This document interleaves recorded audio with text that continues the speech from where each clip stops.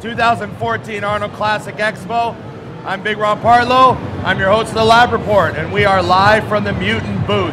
And with me, I got our social media coordinator, Matt Sinkarang, Gabe the Babe Moen, and Renaldo Gairy, IFBB Pro. And we're going to do a Twitter Q&A. We got some questions off Twitter and Facebook as well from the fans. You guys are watching at home all around the world live. And we're going to start with some questions for these guys, my guests. So Matt, roll out the first one. All right, we got a Facebook question here from Juan Felipe.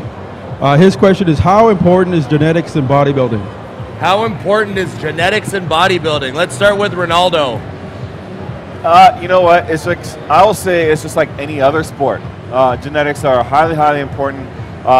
When you look at the base level or like a startup at any sport, where you got a lot of variation in genetic, types. But as you get more elite, you're going to see like all swimmers, they look similar. You're going to see a lot of basketball players, they look similar. And then when you got bodybuilders, there's a similar look to what makes them champions. So genetics are absolutely important, but it doesn't come without a lot of hard work, a lot of sacrifice, and years of dedication. Yeah, the genetic question is something that people sort of think, it's like people argue about it, but I think they kind of miss the point in some ways. What's your take on genetics? Genetics, yeah, it's huge, just like Renaldo said, and it gets more important, I guess, the higher you get, but I always refer to it as you still have to have the perfect storm. Yeah. You got to have the work ethic, the genetics, and if you don't have that, it's all for nothing. You can't just have one or the other. Yeah, I sort of think that I see genetics as an equalizer on a stereo system. There's some things can be right to the top, and some things down will really hurt you. And there could be different variations of those knobs on the equalizer, and you could still have a certain level of success. Mm-hmm. But I think essentially at the ground level, because if you think about it, the way I look at it, I think genetics are actually the be-all, end-all, because your brain is also genetically dictated. How you think is genetically affected. Some people will never be champions because they don't have the genetics here. And that's another factor too. I see what you're saying. You know what I mean? Yeah. But essentially, genetics are the foundation for everything. And I think one mistake that guys make is it's almost a good thing that we do when we talk about genetics doesn't matter. The sort of self-talk that's important to put that stuff aside because you can't dwell on it. Right. But I think essentially it is incredibly important. Control what you can control. Yeah, exactly. And focus on that. And I always tell all my clients back home. Focus on the things you can control, exactly. right? Yeah, don't worry about what the other person is going to bring to the stage. Just worry about what you're going to say. That's all you can do. Yeah, I think when you say genetics don't matter, that's like saying height doesn't matter in basketball. Right. I mean, it does. It does. But you still got some short guys. Yeah, you still got some. Yeah. You got to develop the skills. Yeah, you bet. Okay, I got another Facebook question from Eric Fox. For both of you guys, if you weren't a bodybuilder or a personal trainer, what would you be doing? So if you weren't a bodybuilder, Renaldo, what do you think you'd be doing? Ouch, man. Truthfully. I could imagine. I have an artistic talent, so I imagine I'd be spending a lot more time with that. But going through school, I was good in sciences, I was good with computers, great in mathematics. Anything that can get me. I can't say anything specific. Well, I have also there's dancing as well. I have seen you doodle on a napkin and draw like an incredible superhero on a napkin. Like you're a really good artist. Right. So that's probably where, in terms of passion for something, that's probably the highest. Okay. What about you, Gabe? He stole it from me. Oh, really? Yeah, that was my passion. I went to school, took a couple classes. My high school paid for me to go learn animation for Walt Disney. Oh, okay. So that's one thing that I wanted to do was Walt Disney animation back when I was younger. But then I found I'm stealing all your shit, like dance. I really wanted it because I can't sing. Right. So I always wanted to be like a fantastic dancer, like a mix of hip hop and you know, whatever it took. You know, I'm really. Gabe's got the moves. I've seen it. There's been a couple occasions on the road where he's had to kind of cut loose a bit. Yeah. It's a little bit of a surprise. Maybe we'll delve into that a little bit deeper. Yeah, no, that's good. Me and Renaldo can have a dance-off. Yeah, that would work. I think I'd be a pro BMX rider. Ooh, there we go. Because I lived on my bike, man, and the gym kind of pulled me away from that. Okay. And I still watch freestyle videos on YouTube when I eat my meals, and that's cool. I love it. I love it.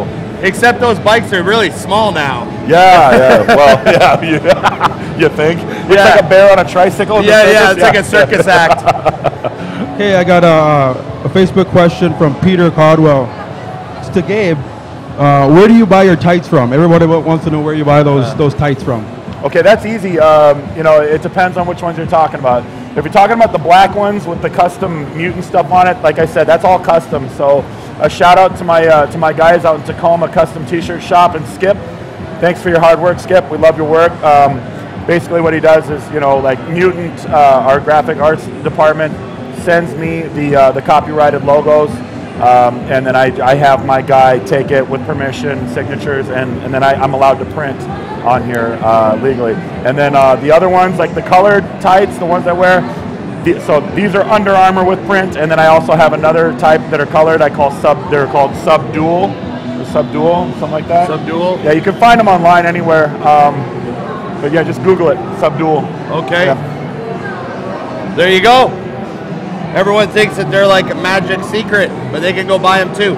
They can go buy them, yeah. They're just Under Armour. You just can't wear them till your legs are 33 inches. That's right. Now remember that. You guys got to earn the right. It's not you know what I mean? You don't just throw on some tights if you just started, guys. I think it's not a leg measurement. It's a knee to quad ratio. It is. Yeah, there you go. If the illusion's there, knock yourself out. Yeah. Go for it. Okay, I got another Facebook question here from Andrew Allman. He wants to know how important are rest days when training? Rest days. How do you know when to take them? How do you plan them? How do you know when to take them? Do you schedule them ahead of time, or you kind of go by feel? Everyone's a little different in terms of how many rest days they're going to need. I'll say for myself, I usually like to have 2 a week, not 2 in a row. I hate having 2 in a row, but 2 in a week. Usually I'll go 3 days, take a day off. 4 days, maybe take a day off. But you know, you also got to know if you're feeling run down, if your joints are hurting, if everything's sore, take a day off. Don't get in the mentality everything's sore, but I got to train, because you don't grow when you're training. You're breaking down muscle when you train. You grow when you're resting. You know, just keep that in mind. Personally, my measuring stick is, it's like I treat it like Christmas Eve. Ever since I've started lifting, if I'm not itching to get into the gym or dreaming about it the next day, and I wake up and I'm just like, man, I don't really want to train today, that's a sign that I'm overtrained or that I need rest. Right, you're a little run down, a little behind. behind. If I'm run down, I won't train. I've learned that now, that it's better just to get a little extra rest, or sometimes all it takes is a nap. Yeah. I get a good nap in and I wake up and I'm like, okay, now I can do it. So. Yeah. I usually follow a schedule where my rest days they're planned ahead of time, like a 3 on, 1 off, 2 on, 1 off, like that sort of thing. But I also look at, you know, now with all the travel we do, I always make sure that my rest days are the days we travel, like actually fly. Those airport days, man, I hate training on those days. You know, you've been sitting in a plane and then you go to the gym and you try to train back and you're all, you know, wonked up. So yeah, it just depends on your schedule, but usually I follow a 2 or 3 on, 1 off. Right. Yeah, I got a Twitter question. It actually goes, I guess, to all of you guys. You included, Ron. Well, I hope so. I'm answering them all anyways. It's Twitter from a Twitter follower, CVFC Pablo on Twitter. His question is, do you have any secrets that you have over the years for nutrition and training that people may not know that you haven't really talked about? Any secrets? Any secrets that you think are yours that other bodybuilders even look at? They're like, oh, you do that? Like any little tricks or any little things that sort of you think you've invented for yourself? And then we find other people are doing it? Sometimes, yeah, it could be. I can't say I've seen other bodybuilders per se, like someone like famous or anything, doing anything that I think I invented. Like, nothing comes to my mind, but definitely, I'm not always at the same gym. You know, I'll hop from gym to gym, and I might hop into a gym and do a certain exercise, and I'll go back there a month later, and I know it's my exercise, and I'll see people doing it. It's like one person saw it, another person saw it. Now they're all doing it. That gym has that exercise now, and everyone thinks it's great. You know, that definitely, shows up. I know exactly what you mean. I have the same thing happen to me. I'll try something just for variation, and then the next week I see other people doing it. Yeah. You know, it is little things. Mine's more. I mean, we've all got little tricks, but I mean, as far as I'm concerned, I think I've seen a lot. I don't want to say I've seen it all, but I've seen a lot. Is it? Oh, I'm sorry. Trevor hates the crooked hat. He hates the crooked hat. Hates the crooked hat. And I'm so glad that he fixed it for me. I was just listening, but I kept getting texts from Matt. He's been on his phone the entire time.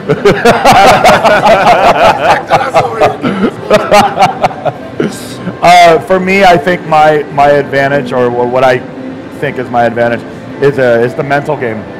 Yeah. I'd like to think that I'm thinking a little different, and my approach to even contest prep. I think one of the things that I think about is when you have the desire to cheat because you're just on your face. Yeah. I always think to myself, I wonder if so-and-so's doing this right now. Right. I wonder if he would. And if that doesn't put you back in check as an athlete, then hang it up. Yeah. You know what? One thing I do, we all have those workouts where we're really grinding. You got to fix that. There you go. Come on now. There you go. Yeah, we got to keep it a little real bit over of a here. tilt. We got to keep it real. There. We all have those workouts where they seem like this massive mountain of work ahead of us, especially when you're prepping for a show. And I always remember something that I heard Michael Jordan say. He said when he doesn't feel like training, he goes to the gym, gets changed, and puts his shoes on.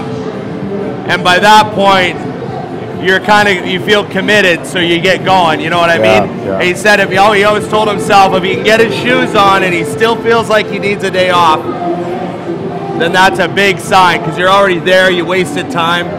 And also too, when you're in the middle of a workout and it's feeling like this huge mountain of work in front of you, I just try to take one set at a time. Yeah. Can I do one set? Right. Yes, I can do one set. Sometimes and then, those can are I the do one best set? workouts. You know what I mean? Yeah. Yeah. You go and you don't want to go, but you make it, and then the next thing you know, you're hitting it hard. Yeah, sometimes those are the best ones. Yeah. Okay, I got a Facebook question from Dan Barnaby.